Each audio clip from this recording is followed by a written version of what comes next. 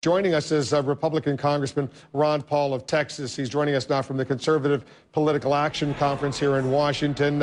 Congressman Paul, thanks very much for joining us. Let's talk about Egypt, a subject you know quite a bit about. You've said controversial remarks. He said Egypt is the United States' 30-year mistake. What were you referring to? Well, we've invested a lot of money into Mubarak, and I don't think it was a good investment. It was stable for a while, but it was building the resentment and the instability that finally burst out.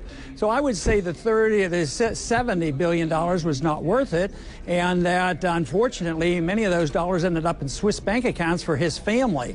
So I think it was a big mistake.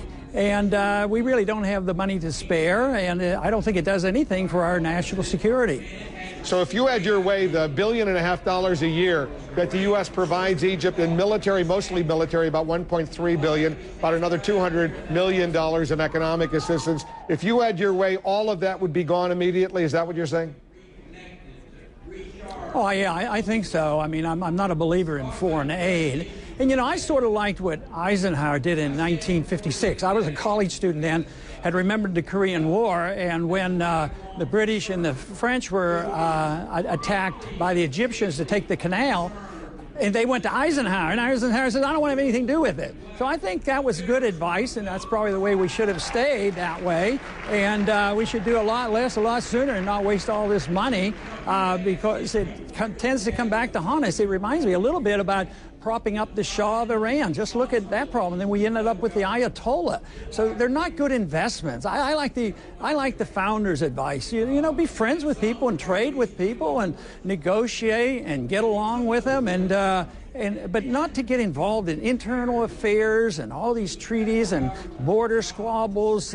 It's not in our best interest, but it will come to an end mainly for economic reasons, and that's what happened to the Soviet system. They didn't end because they all of a sudden got wisdom. They ended because, you know, they got bogged down in Afghanistan, and they went bankrupt, and the whole system fell apart. And we could face a crisis just like that, and we will have to pull back.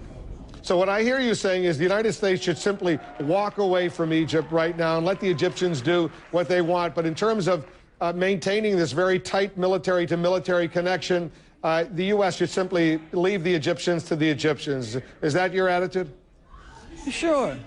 I think so. I mean, if we'd have a problem like that, we wouldn't want foreigners in here to sort things out. We would say it's our responsibility.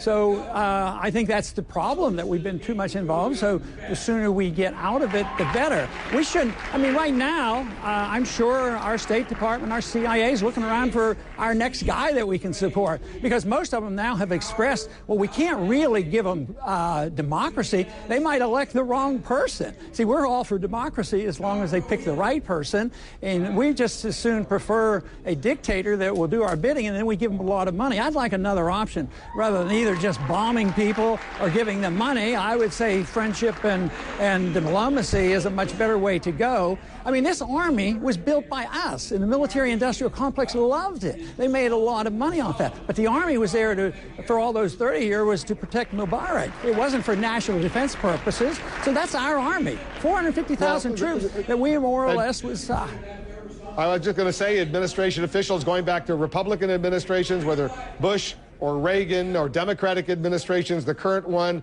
or Bill Clinton's administration, they'll argue this military assistance to Egypt is a good investment in the United States because Egypt was an ally, a strategic partner, and cooperated with the U.S. in the war on terror, for example. So this was money well spent. That's the argument we've heard now for 30 years. Well, yeah, but I think our current events proved my point. It wasn't well spent because it ended up in chaos, and we don't know who the next dictator is going to be, and it helped contribute to our bankruptcy.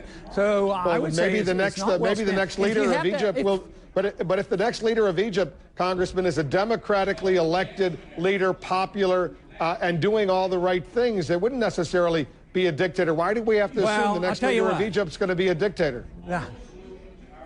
That would be great, but I personally believe that the odds of that happening are much better if we're not there picking the individuals to spend our money on it. So I'm for that. I just don't believe that the best way to do is get in there and finance the military. The military right now, of course, is dependent on us, and the military is in charge, so we really own the country right now through the military. And the people will not put up with this. Temporarily, maybe, but ultimately the people will reject it. We need to think about these problems in terms of what if another country did that to us. The Democrats and Republicans and independents would all rebel against that, and that is what the American people don't quite understand. Well, on that point, I think you got a good point that the Egyptians don't want any outside interference in their domestic affairs. They want to do what they need to do, and at least today they seem to be on that path, but it's going to be a very, very difficult path.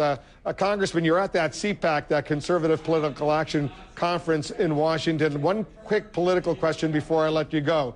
Are you going to seek the Republican presidential nomination this year? I haven't made up my mind, and that's a truthful answer. And I'm sort of glad nobody else has made up their mind either. So I feel like I have a couple more months to sort it all out. You'll make up your mind up in the next. You'll make your mind up in the next 2 months.